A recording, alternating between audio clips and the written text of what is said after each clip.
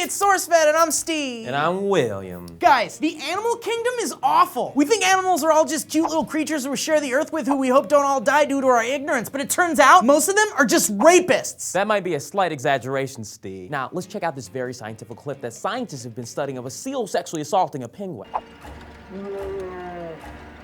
I didn't see the clip. Too bad, bro. Okay, it turns out that rape in the animal world is pretty common because they're animals and they have no morals and they do what they want. But interspecies rape, also pretty common. But seals raping penguins, not as common as you probably thought I was gonna just say. In fact, scientists only have 4 observed instances of the act ever in the wild. I'm depressed. Now back to the story. It's awful enough that seals usually just eat penguins. But for some reason, the more violent the species has been observed initiating sex, then sometimes letting them go, but mostly due to how tiring the sexual act can be. More often, the seals will just eat the penguin afterwards. That's cold and sad. Even more sad is penguins don't really have external or penetrable sex organs. The way penguins have sex is by pressing an opening called a cloaca together, which is called a cloacal kiss. And then sperm is transferred from the male to the female in that way. Traumatically for the poor penguins being discussed here, it was observed that the seals had successfully penetrated the victim's cloacas during the act. Okay, that's enough. It's bad. It's awful, but why? Why is this happening? Well, scientists believe it's because for the seals, the penguins are so easy to catch and practice sex on. Gross. Awful.